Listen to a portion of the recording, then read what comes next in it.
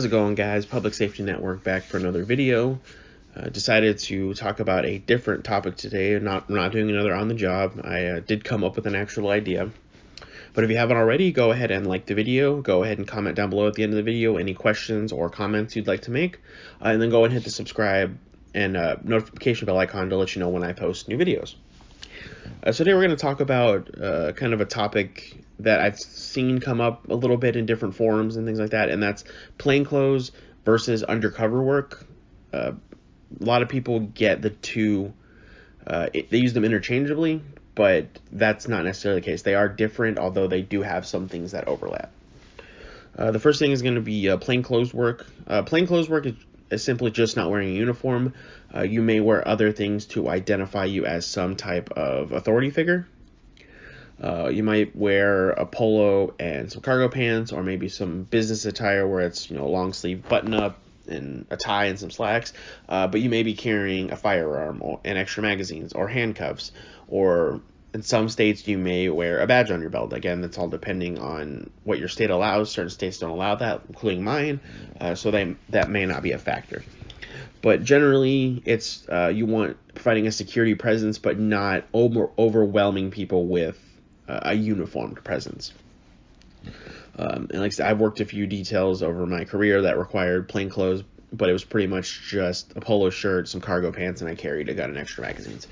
I think I worked a couple that were suit and ties, where it was black suit and white shirt type gig, where I carried a gun and extra mag. So it's really going to be variable on what type of assignment, but there are assignments that do require the use of plainclothes.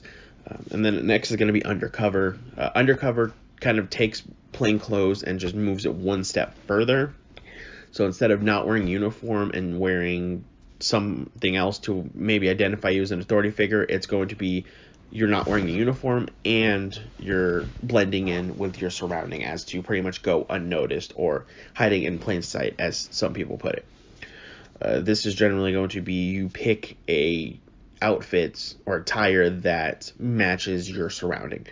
Loss prevention obviously is what a lot of people think of when they think of undercover type security work, where you're preventing theft at a store by blending in with the other customers. Obviously, good loss prevention, working at the same store over and over again, knows their clientele, so they know, in fact, how they dress. And so it makes it easier to come up with some type of attire to be able to blend in with them.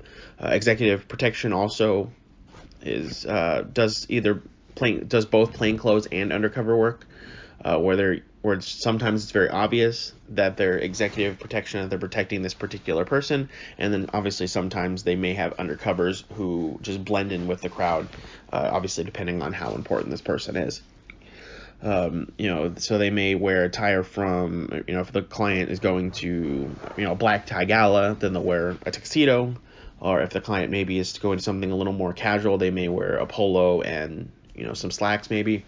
It's all going to be based on environments and obviously client preference. So client preference may want a more stronger presence of, hey, these people are protecting me, or they may want something a little more low-key where their protection team kind of just falls into the background. Obviously, the Secret Service, they're law enforcement, but they are the pinnacle of undercover work, where you see even pictures of them. You see them in their attire, from black tie galas and their tuxedos all the way down to workout gear when the president may go for a morning run or something like that.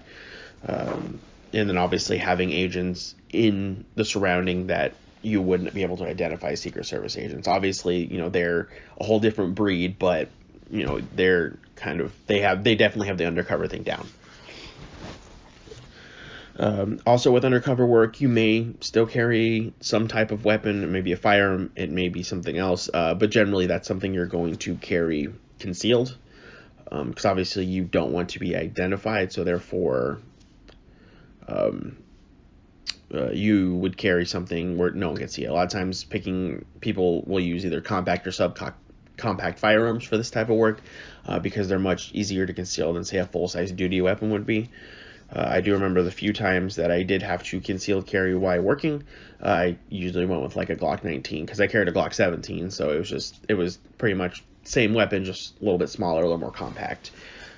So a lot of times will advise guys, hey, if you carry a certain full-size duty weapon, for if you end up taking on like a undercover plainclothes type assignment where you have to concealed carry, then I usually look for the smaller version of that weapon. A lot of companies, especially the more well-known brands like Smith & Wesson, Glock, 6 Hour, all of them usually a lot of times will have compact or subcompact versions of the weapon. So that's just a little piece of advice for those that may take on these assignments every once in a while, or obviously may become a full-time thing for them.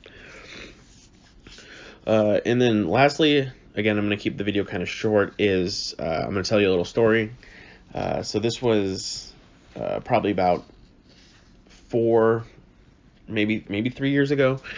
I was assigned working a marketplace, more along the outside property that had a bunch of stores and stuff like that. And obviously, some of the stores had their own security, and I was more just for the outside perimeter and the parking lot and things like that. And so, obviously, I was fully uniformed, and I think it was like my second or third day I got called to the Walmart that was there. I got called from their management team saying, hey, we have someone shoplifting. Can you come back up our loss prevention, make sure that everything goes fine? And I'm like, sure. So I end up, walking over there, and I'm just standing by the front entrance, and all of a sudden this guy comes out, and he's, got the 5 o'clock shadow, oversized hoodie, baggy pants, backwards hat and stuff like that. And he kind of just comes walking out, and I kind of think, oh, is this the guy? Because they really hadn't given me a very good description of him. And so he kind of just walks out, he stands and turns around. Another guy walks out, he stops him. He's like, Walmart loss prevention, go ahead and, stop. We caught you. The guy ended up, dropping the stuff. They took him into whatever. Well, I was standing next to him one day, and he introduced himself of like, oh, hi, I'm so-and-so. I'm Walmart loss prevention. And I kind of just looked at him like, you do a really good job of blending in, because I thought you were the guy that loss prevention was calling me on. And so that's actually kind of an attest to how good he was at his job, is the fact that he looks like the guy that loss prevention might be called on. And so, he knowing how to blend in with your surroundings, knowing how to kind of fit in with the crowd around you, it makes it, easier to do your job, because no one is going to notice you. But that's all I really have for today, guys. I'm going to try to put out more videos. I know this is the second one this week, so I'm going to try to put up something once a week, but I can't always guarantee that's going to happen. Obviously, I'm going to try to prevent going 2 months without posting anything like I did this last time. But thanks for everyone who stuck with the channel, even when I didn't post for too much. Obviously, I saw a big subscriber growth. A lot more likes on the Facebook page, even though my Instagram's been kind of stagnant.